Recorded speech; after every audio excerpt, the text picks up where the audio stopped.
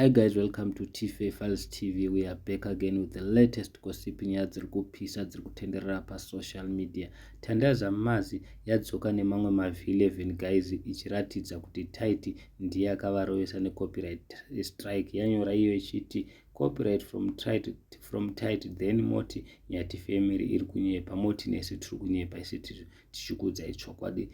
Ma-V11 tinawo kana mukatarisa muri kutongoona mega zviri kunzi video is no longer available due to a copyright claim by Taiti. Zvakaoma guys, vanhu ndo vakaimba song inoti kukuna kiki yakapengesa yakanetsa paTikTok.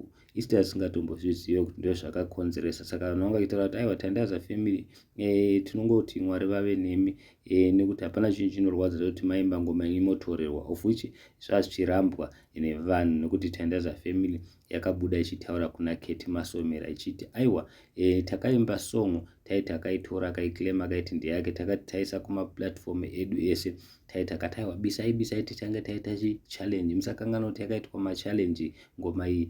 Taiti ndeyairiti aitoitenderedza, mukatarisa haichatonzi ndeyani ndiye Tandaza family, iri kunzi ndeya Taiti song yacho. Saka zvakaoma guys, zvinhu zvinorwadza, zvinhu zvinonzwisa tsitsi. Nyange mukatarisa pasituation yeNyati family, isusu seTFA Files tinowanzoda kuunzawo divi redu.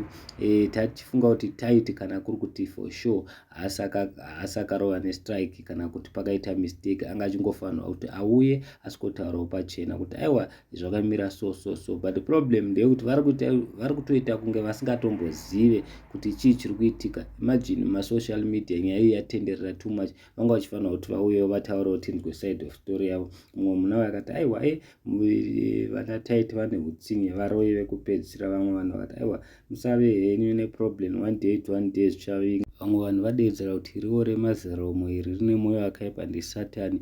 Musakanganwa kuti Taiti akambochema kuzhamba achiti kuna DJ Ola wataura zvisirizvo, of which DJ Ola aingotaura zvari right achiti aiwa zvamaakuita zvinonyadzisa, hazvichanakidze vanhu vese. Asi akachema akazhamba ine zvaakudzoka akuskorovesa Nyati family necopyright strike, akarovesa Tandaza Mazi necopyright strike. Chii chakadaro chinenge ngozi, zvinonyadzisa guys. Kana tiri vanhu hatingodi kuti tione munhu wani. Taiti anofanira kuti aunderstand kuti macontent creator ari kuwanda, saka kuti iwe uri kudarikwa maviews neNyati family hazvikonzeresi kuti varovese nemastrike oita jealous. I'm sure ma-V11 mazvionerawo mega guys, saka tichikumbira kunzwa kuti muri kudini nazvo. Thank you so much. Don't forget to subscribe and like our channel. Follow us on our platform.